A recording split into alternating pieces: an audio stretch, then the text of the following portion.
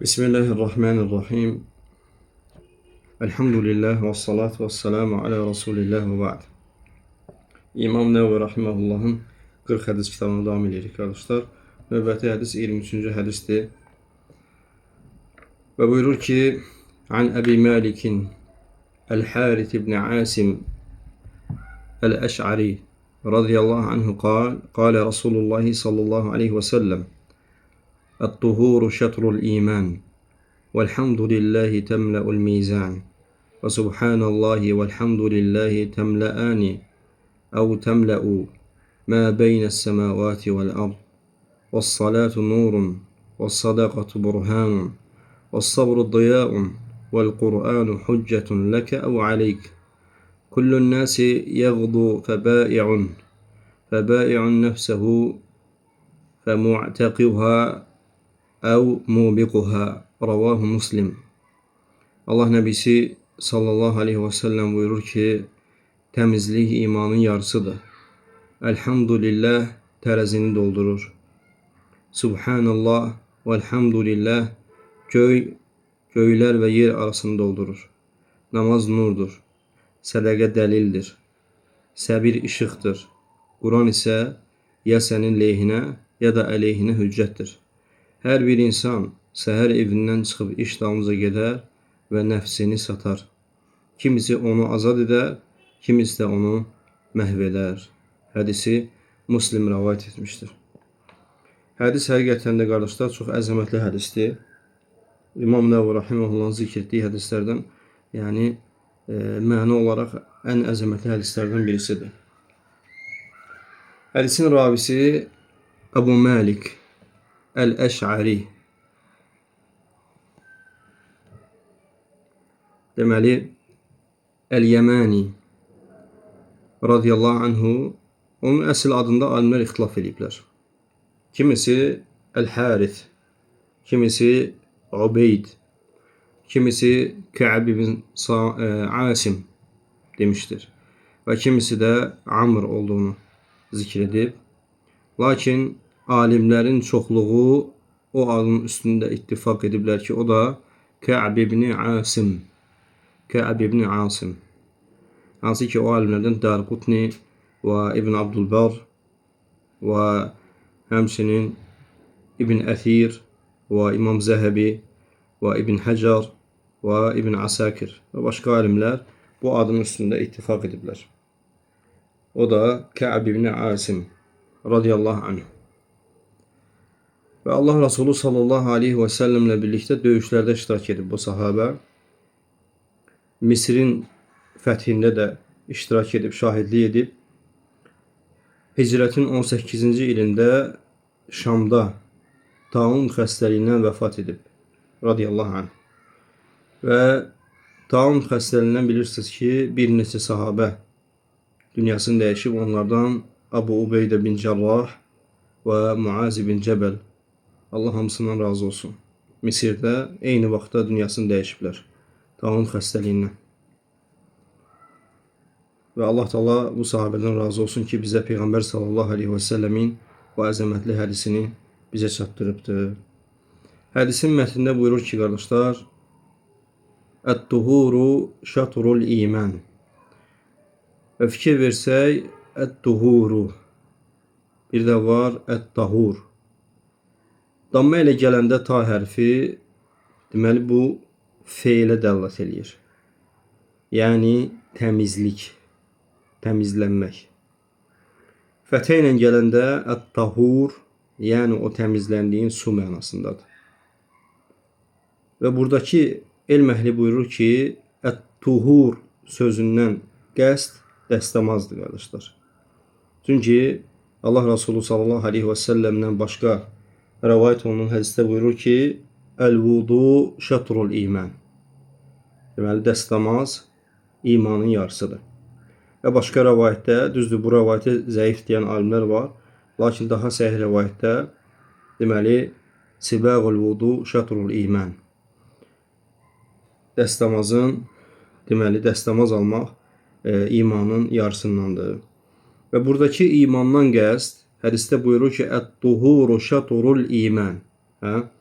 Deməli, təmizlik və yaxud da təmizlənmək imanın yarısıdır. Yaxşı, buradakı qəsd olunan iman nədir?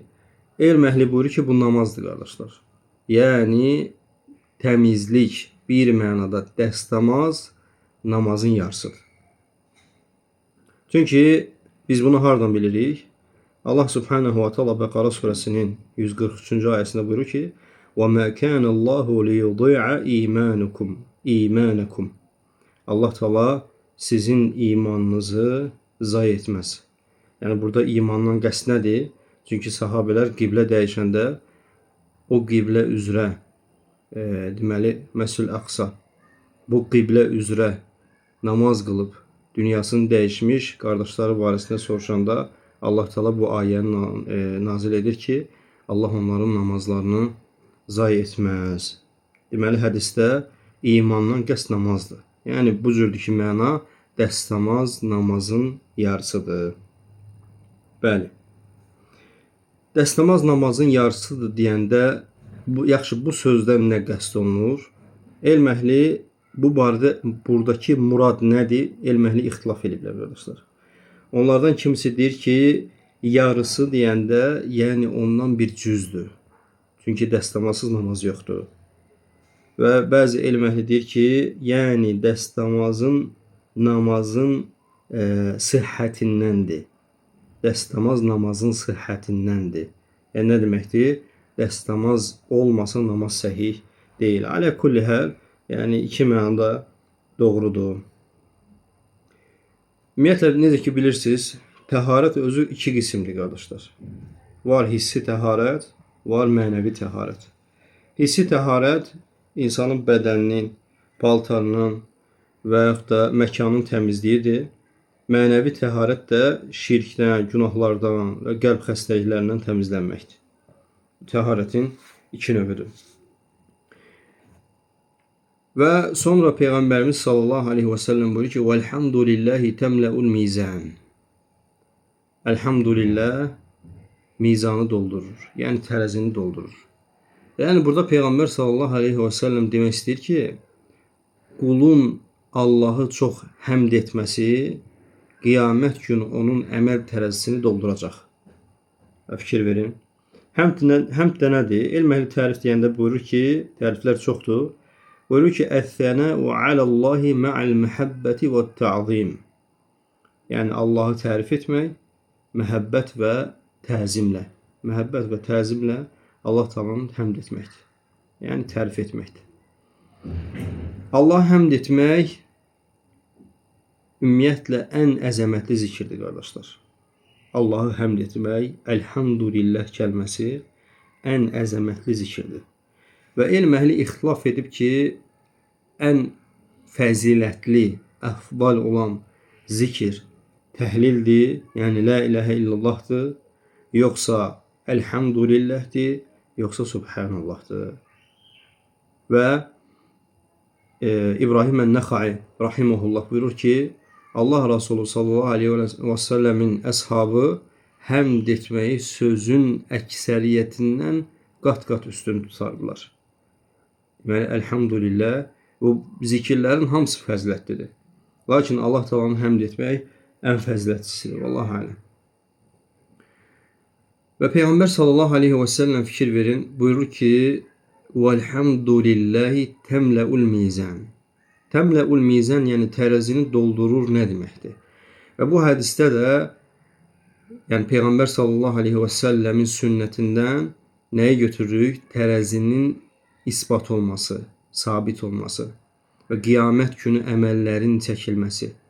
Qiyamət günü əməllərin çəkilməsi və bu tərəzi də həqiqətdir, qardaşlar.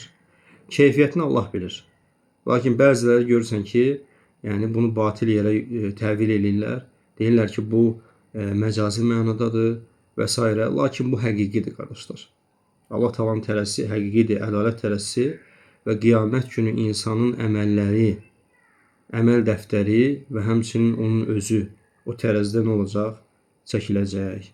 Və Allah Subhanahu wa Taala Quran-ı Kərimdə buyurur ki, Ənbiya surəsinin 47-ci ayəsində: وَنَضَعُ الْمَوَازِينَ الْقِسْطَ لِيَوْمِ الْقِيَامَةِ Və nəda'ul məvazinəl qista liyevmil qiyamə.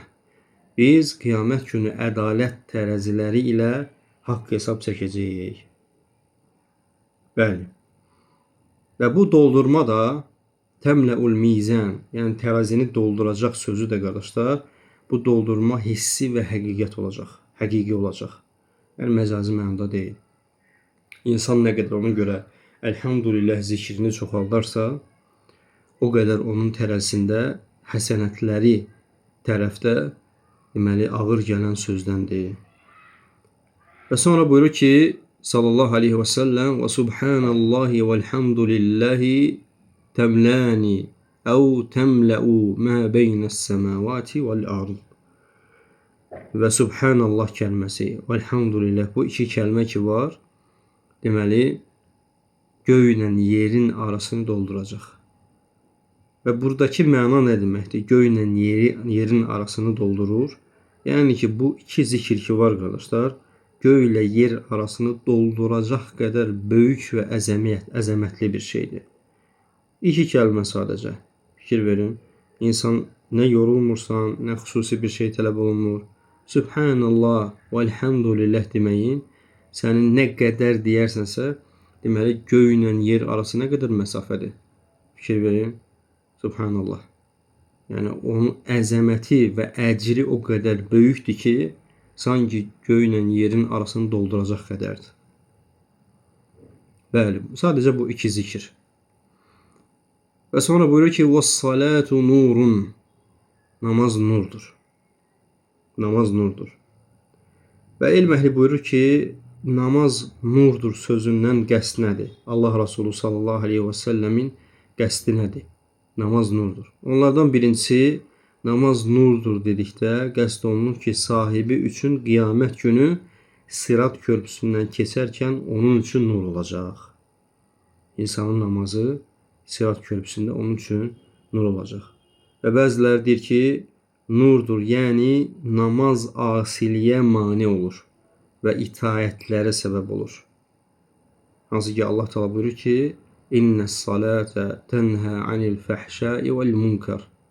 Həqiqətən namaz çirkin və münkər işlərdən insanı uzaqlaşdırır. Və bəziləri buyurur ki, namaz nurdur deyəndə Allah Resulü sallallahu aleyhi və səlləmin qəsdi odur ki, yəni qəlbə nur verir.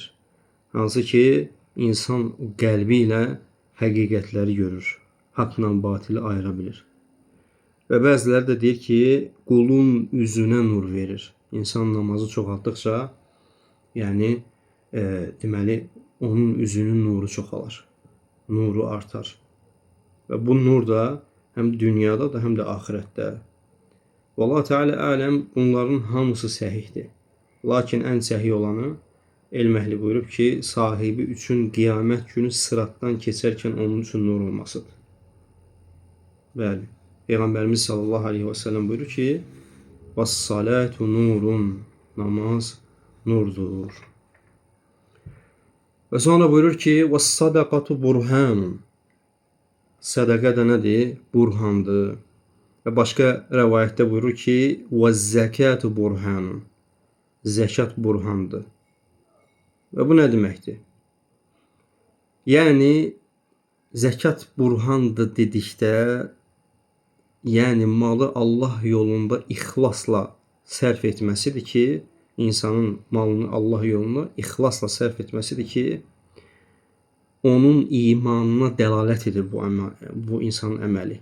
Sənin yəni imanına dəlalət edir ki, sən gözünü qırpmadan Allah yolunda malını sərf edə bilirsən. Və Rəbbi ilə qarşılaşacağı gün ona malını hardan qazandığın və nəyə xərclədiyi soruşulduğu zaman onun üçün bir hüccət olacaq qiyamət günü. Necə ki Peyğəmbər sallallahu aleyhi və səlləm 5 şeydən, başqa hədisdə buyurur ki, 5 şeydən soruşulmadıqca qul addımını atmaz. Və onlardan biri də hansıdır qardaşlar? Malını hardan qazandığı və hara sərf etdiyindir. Yəni bu sədəqə və yaxud da zəkat və yaxud da zəkat insan nə qədər bunları artırarsa, Peyğəmbər sallallahu aleyhi və səlləmin demək istədiyi burhan nədir? Qiyamət günü Allah Taala səndən soruşduqda ki, malını hara xərclədin, o sədaqə sənin üçün dəlil olacaq. O sədaqə sənin üçün dəlil olacaq ki, ya Rabbi sənin yolunda xərclədi. Ya Rabbi sənin yolunda xərclədi. Və sadaqatu burhan burhanun dedikdə, yəni qəsd olunan şey budur. Və elm əhli buyurur ki, qardaşlar, sədaqənin sədaqə adlanmasının səbəbi sahibinin imanının təsdiqi olduğu üçündür. Sahibinin imanının təsdiqi olduğu üçün sədaqə adlanıb. Və qulun sədaqəsi artdıqca qəlbinin islahı, nəfsinin təmizliyi, malının bərəkəti və imanının şirinliyi də o qədər artar. Bəli. Allah Resulü sallallahu aleyhi ve sellem buyuruyor ki, "Vəs-sadaqatu burhanun." Sədaqə dəlildir, yəni qiyamət günü. Və sonra buyurur ki, "Vəs-sabru diyaun." Səbir işıqdır. Başqa bir ləfzdə gəlir ki, "Vəs-savmu diyaun." Oruc işıqdır. Və elm əhli zikr edib ki, burada səbirdən məqsəd oruçdur. Necə ki, başqa hədis bunu ifadə eləyir. Başqa hədis bunu ifadə edir. Lakin əksər alimlər, qardaşlar, əksər alimlər buradakı əsas məqsədin səbir olduğunu bizə deyib, zikr ediblər. Çünki niyə görə? Səbir daha ümumidir, qardaşlar. Necə ki, başqa dərslərimizdə də keçmişdik ki, səbrin deməli 3 növ var. Allaha itaətdə səbr etmək, haramlara qarşı səbr etmək və acı qədərə, Allahın qədərinə qarşı səbr etmək. Fikir verin, oruc xüsusidir, ibadətdir. Lakin səbir o orucu da içərisinə alır. Oruc səbrin hansı növündəndir? İtaətdə olan səbirdəndir. Ona görə də burada Vallahu Teala aləm, əksər alimlərin görüşü daha səhihdir ki, buradakı qəsd, səbirdən qəsd elə səbirdir. Və 3 şeyi özündə cəm eləyir. Allaha itaətdə səbr edəcəksən, bu sənin üçün işıqdır. Allaha deməli asilikdə səbr edəcəksən, Allaha asi olmamaq üzrə səbr edəcəksən, bu sənin üçün işıqdır.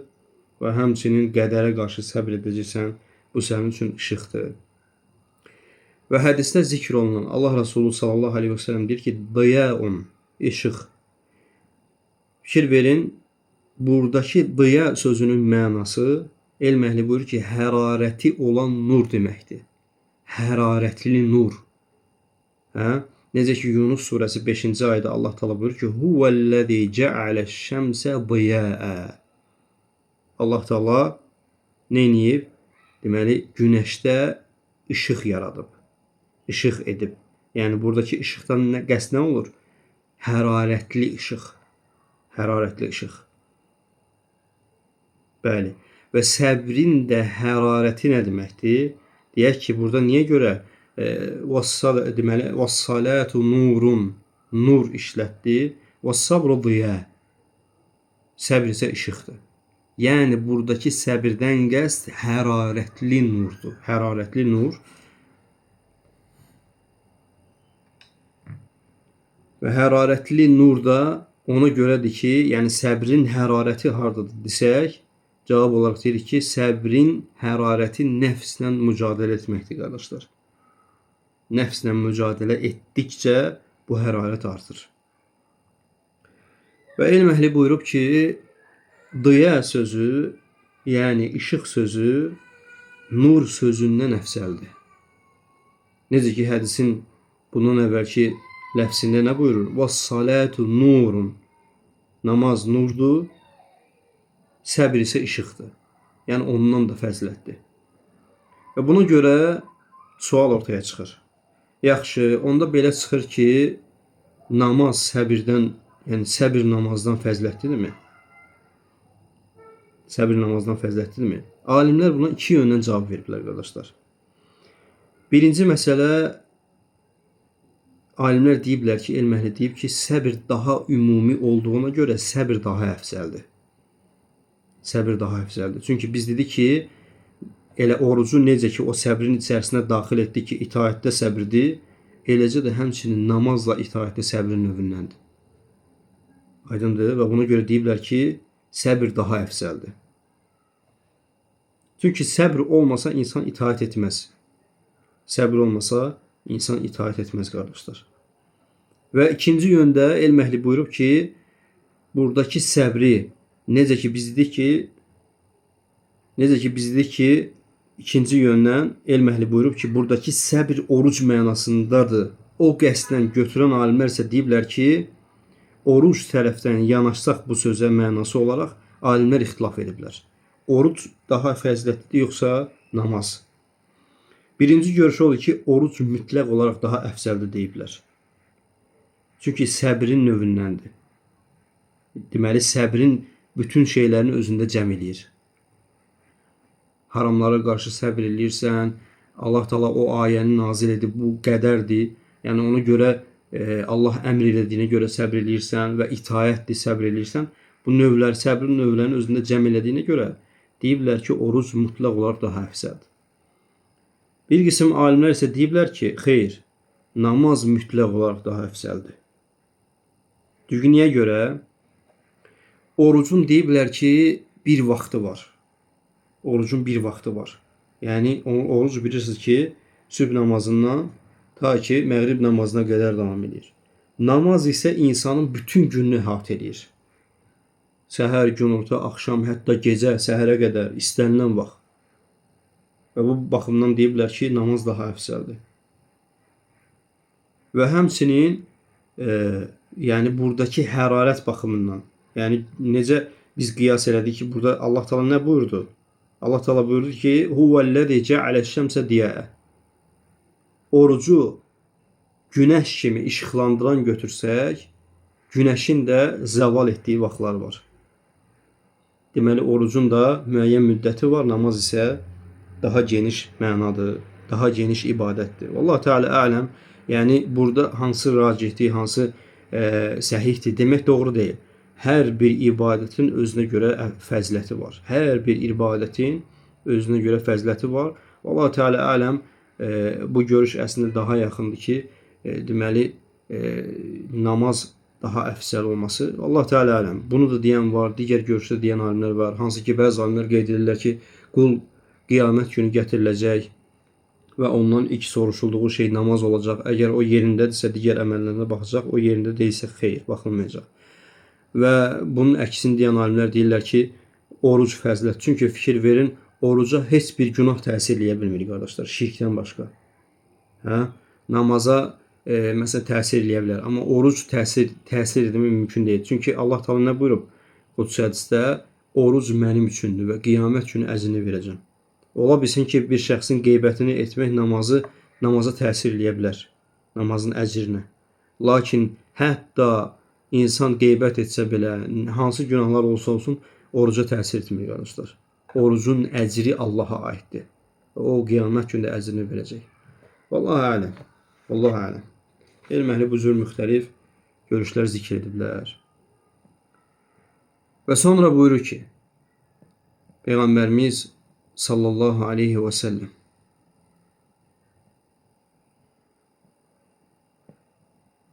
وَالْقُرْآنُ حُجَّةٌ لَكَ أَوْ عَلَيْكَ. Və Quran ya sənin lehinə, ya əleyhinə hüccətdir. Və Allah subhanahu wa ta'ala Quran-ı Kərimdə buyurur, qardaşlar. وَنُنَزِّلُ مِنَ الْقُرْآنِ مَا هُوَ شِفَاءٌ وَرَحْمَةٌ لِلْمُؤْمِنِينَ وَلَا يَزِيدُ الظَّالِمِينَ إِلَّا خَسَارًا. Biz Quranda möminlər üçün şəfa və mərhəmət nazil etdik. Rəhmət nazil etdik. Və o, zalimlərin ancaq ziyanını artırır. Quran Allahın kitabıdır. Və Quran möminlər üçün hüccətdir, qardaşlar. Qiyamət günü. Necə ki, nə qədər ki, mömin kəs onu oxuyarsa, onunla əməl edərsə, ədəbi ilə ədəblənərsə, qiyamət günü onun lehinə hüccət olacaq. Və həmçinin hüccətdir o şəxslərə ki, onu tərk edər, əməl etməz, üz çevirər, Allah qorusun. Başqa hədisdə Peyğəmbərimiz sallallahu aleyhi və səlləm buyurur ki, İbn Hibban hədisidir. Buyurur ki, Əl-Qur'anu şəfi'un müşəffə'. Quran şəfaətçidir və şəfaəti qəbul olunandır. Və mahilun musaddaq. Və qiyamət günü haqq olaraq şahidlik edəcək. Mən cəaləhu əməməhu qadəhu iləl cənnə. Və mən cəaləhu zahirihi səqəhu ilən-nar. Kim onu özünə rəhbər edib əməl edərsə, yəni önünə qoyarsa, burada gəlir hədisdə, önünə qoymaq nə deməkdir? Quranı önünə qoymaq, yəni onunla əməl etmək, rəhbər etmək, həyatının rəhbəri etmək. Və kim bunu edərsə, onu cənnətə aparar. Və kim arxasına qoyarsa Quranı, yəni arxasına qoymaq nə deməkdir? Arxasına atmaq, yəni onu tərk edərsə. Oxumağı tərk etmək, onunla əməl etməyi tərk etmək, onu əzbərləməyi tərk etmək, qadir olduğun halda. Və buyurur ki, onu ola sürükləyər. Və fikir verin, ona görə də hər bir müminin üzərinə, qardaşlar, hər dəfə biz bunu deyirik və yenə də xatırladırıq və xatırladacağıq. Allahın kitabını tərk etməyin, qardaşlar. Allahın kitabını çoxlu oxuyun. Bəzən görürsən ki, Allah kömək olsun, bəzi qardaşlarımız, yəni cahil insanlardan söhbət getmir. Bəzi qardaşlarımız musiqiyə qulaq asır, Allahü müstəhan. Bəzi qardaşlarımız nəşidlərə, nəşid xəstəliklərinə tutulub. Bu bilirsiniz niyə görədir, qardaşlar? O qəlbdə olan o boşluğu doldurmaq üçündür. Sənin qəlbin o boşluğu nə qədər ki Quranla dolduracaqsa, o Quran sənin üçün rəhbər olacaq həyatına. Və Peyğəmbərimiz sallallahu aleyhi və səlləmin dediyi kimi, sənin üçün qiyamətdə çox oxuduğuna görə şəfaətçi olacaq. Və yadınızda saxlayın, qardaşlar. İnsan bir şeyə nə qədər meyl edərsə, Allah onu onun üçün asanlaşdırar. Baxın, elə insanlar görürsünüz ki, musiqi oxumaq onun üçün asanlaşıb. Niyə görə? Çünki o ona meyl eləmişdi. Bəzi insanlara bəzi günahlar asanlaşıb. Allahdan salamatçılıq istəyirik. Sən onu istəsən də edə bilmirsən. Amma onu edən elə əhli var ki, onun üçün asanlaşdırıb Allah Taala. Niyə görə? Çünki onun qəlbi onunla rahatlıq tapdı. Nə qədər bu Allahın sünnətidir yer üzərində. Nə qədər qəlbin Quranla nəfəs alacaqsa, Allah Taala o sənin qəlbində o Qurana xüsusi məhəbbət yaradacaq. Və necə ki sən o Allah qorusun, o kimsələr ki var, günahı edəndə qəlbləri sakitləşir, rahatlıq tapırlar, müvəqqəti rahatlıqdır bu. Onu etməyəndə onun üçün darıxırlar. Bunun müqabilində sən Allahın kitabına qəlbin bağlı olduğu müddətcə Allah Taala sənin qəlbinə onu elə sevdirəcək ki, onu oxumayanda sən darıxacaqsan. Ondan uzaq qaldığında darıxacaqsan. Və həmçinin sənin qəlbin rahatlıq tapacaq onu oxuduqca. Ona görə bəzi insanlar deyiblər ki, bəzi elm əhli deyib ki, qəlbində bir rahatlıq hiss etmək istəyirsənsə, sıxılırsa, qəlbin sıxılırsa Allahın kitabına görə. Niyə görə? وَنُنَزِّلُ مِنَ الْقُرْآنِ مَا هُوَ شِفَاءُ وَرَحْمَةٌ. Biz bu Quranda şəfa və rəhmət nazil etmişik. Ona görə möminlər üçün bu şəfadır Quran. Allahın kitabı şəfadır. Ona görə Osman radiyallahu anh buyurur ki, əgər qəlbləriniz salamat olsaydı, Allahın kəlamından doymazdınız. Baxın, ona görə bizim qəlblərimizin vəziyyətinə baxın, qardaşlar. Siz əgər bilmək istəyirsinizsə, sələflərin o vaxtlar Quranla münasibəti necə olub, necə ki, alimlər bu sözü zikr ediblər.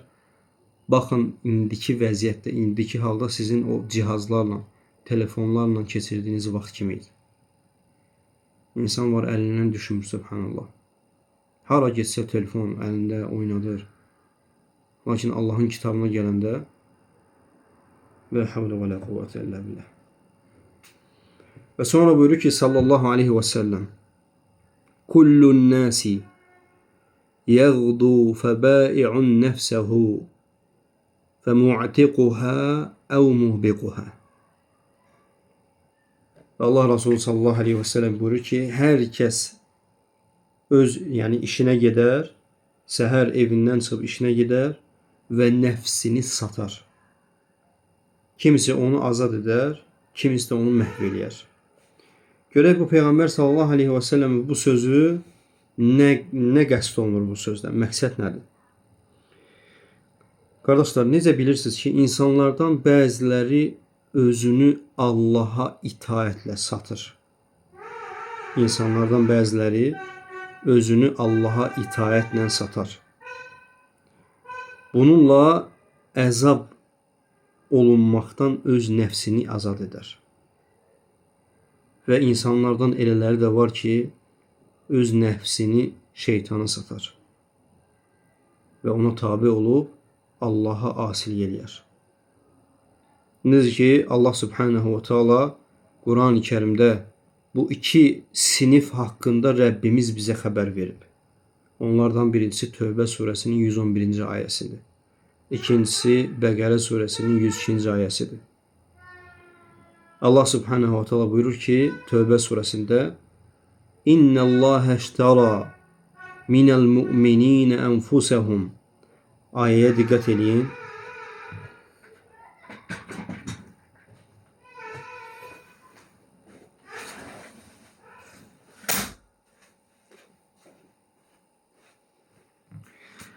Ayəyə diqqət edin qardaşlar. Allah Teala buyurur ki: "İnnəllâhe iştara minəl mu'minîne enfusəhum və emvâlehum bi enne lehumul cenneh. Yuqatilûne fî sebîlillâhi feyeqtulûne ve yuqtalûn. Va'den aleyhi hakka fi't Tevrâti vel İncil vel Kur'an. Ve men evfâ bi'ahdihi minallah festebşirû bi bey'ikumul-lezî bâya'tum bih. Ve zâlike huvel fevzul azîm." Əzəmətli ayət.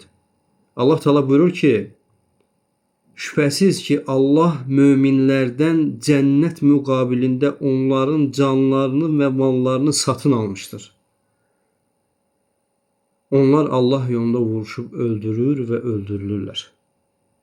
Bu Allahın Tövratda, İncildə və Quranda verdiyi bir vəddir. Allahdan daha yaxşı əhdinə kim vəfalı ola bilər? Elə isə satdığınız bu şeyə görə sevinin. Məhz bu böyük bir uğurdur. Allah Teala buyurur ki, İnnəllâhe iştara minəl mu'minîne enfusəhum və envâlehum. Nəfsi Allah yolunda satmaq nə deməkdir? Yəni Allah yolunda vuruşmaq, cihad etmək. Və yaxud da insanın cihadın növlərindəndir ki, elm tələb etməsi. Ona görə də müjdələr olsun o kimsələrə ki, gecəsini gündüzünə qatıb Allahın dinini öyrənir. Baxın, bu da cihadın növlərindəndir, elm tələb etmək. İnsanları Allahın yoluna dəvət etmək. Və fikir verin, sən öz nəfsini Allaha satanlardansan. Nəfsi istəklərini Allaha satanlardansan. Hər bir nəfs istəyir ki, gününü, yəni belə deyək, başqalarının sözünlə maraqlı keçirsin, gəzsin, əylənsin, yesin, içsin. Lakin sən nə qədər Allahın yolunda çalışırsansa, elm öyrənirsənsə, Allahın yoluna dəvət edirsənsə, o nəfsi istəklərini Allahın yolunda satmısan. Və həmçinin və envâlehum, malını Allahın yolunda satmısan. Malını Allahın yolunda satmısan nə deməkdir? Allah yolunda zəkatını artır, sədəqəni artır, yoxsulu yedizdirirsən, ehtiyaclının ehtiyacını ödürsən. Bu da insanın Allah yolunda malını satmasıdır, qardaşlar. Və Allah Teala ondan sonra elə bir söz dedi ki, va'den aleyhi hakka. Allaha bu şey Allahın üzərinə vəd olubdur artıq. Yəni onlar satdıqları şeyin müqabilini Allah tərəfindən alacaqlar. Bunun əksi olaraq öz nəfsi istəklərinə uyub, öz nəfsini, özünü nəfsinə satanlar və yaxud da şeytana satanlar, nəfsinin ona vəhy etdiyi ilə əməl edənlər, onlar barədə də Allah Teala buyurur ki, Bəqara surəsi 102-ci ayədə: وَلَبِئْسَ مَا شَرَوْا بِهِ أَنْفُسَهُمْ لَوْ كَانُوا يَعْلَمُونَ. Nəfsini, yəni qarşılığında özlərini satdıqları şey necə də pisdir. Allah Teala kafirlər barəsində buyurur ki, qarşılığında özlərini satdıqları şey necə də pisdir. Kaş ki biləydilər. Nə qədər insan öz nəfsinə tabi olarsa, özünü öz nəfsinə və yaxud da şeytanına və yaxud da havasına satmış olar. Görə də bu ziyandır, qardaşlar. Və Peyğəmbər sallallahu aleyhi və səlləm hədisdə bunu murad etmişdir. Və elm əhli buyurur ki, həqiqi azad olma, öz nəfsini azad etmə, insanın həqiqi azadlığı Allaha ibadətdədir, qardaşlar. Allaha itaətdədir. Rəbbini tanımaqdadır. Ona doğru yol almaqdadır. Çünki niyə görə? Çünki sənin qarşılaşacağın, ölümündən sonra qarşılaşacağın yeganə şeydir. Allah Taala'nın vədi. Allah Teala buyurur ki, ey insan, sən bir yol üzərindəsən və birdən-birə Rəbbinlə qarşılaşacaqsan. Dönüşümüz Allahadır. Həqiqi köləlik nə deməkdir, qardaşlar? Məzəmmət olmuş köləlik nədir? Allahın əmrindən çıxıb nəfsə və yaxud da şeytanı kölə olmaqdadır, qardaşlar. Və hədis, bu əzəmətli hədis bizə çox şeyləri xatırladır. Bizə xatırladır ki, Peyğəmbərimiz sallallahu aleyhi və səlləm bizə xatırladır ki, Allahı zikr et. Və harda olursan ol dəstəmazlı olmaq. Bəzən insanlar buna əhəmiyyət vermir. Ona görə də gözəldir ki, müstəhəb əməldir ki, salih əməldir ki, insan hətta namazlı, yəni namaz qılma vaxtı olmamasına baxmayaraq, yəni sən təkcə namaz üçün dəstəmaz almaq qəsd olunmur. Sən gününün hər saatını dəstəmazlı keçir. Ola bilsin ki, ölüm sənə gələcək. Yəni sən çöldə olarkən, işində olarkən dəstəmazlı ol. Və həmçinin Peyğəmbərimiz sallallahu aleyhi və səlləm bizə xatırladır Allahı zikr etmək. Xüsusən də vəlhamdülillah, subhanallah, vəlhamdülillah və digər zikirləri və bunun fəzilətini xatırladır. Sonra bizə namazı xatırladır. Namaz nurdur. Sonra bizə sədəqə verməyi xatırladır. Sədəqə qiyamət günü dəlildir. İmanın sadiqliyinə. Və sonra səbri xatırladır. Səbr edin. Allahın acı qədərinə, itaətlərdə və haramlara qarşı səbirli olun. Sonra bizə Allahın kitabını xatırladır. Və xatırladır ki, bil ki, o Musaf ki var, o Quran ki var, qiyamət günü ya sənin leyhinə, ya əleyhinə hüccətdir. Və sonra xatırladır ki, nəfsini Allah üçün sat. Vaxtından, sevdiyin şeylərdən Allah üçün xərclə. Və bunun qarşılığını qiyamət günü Allah vəd verib verməyi. Və əgər onu da xatırladır ki, əgər nəfsini özünü nəfsinə satsan və yaxud da şeytana, havana satsan, qiyamət günü xüsran olacaqsan. Və Allah Teala bizə bu əməlləri yerinə yetirməyi asanlaşdırsın və nəfsimizə deyil də Allah Teala'dan və Rasulundan gələn haqqa tabi olmağı bizlər üçün asanlaşdırsın. Allahu aləm. Velhamdülillahi Rabbil alemin.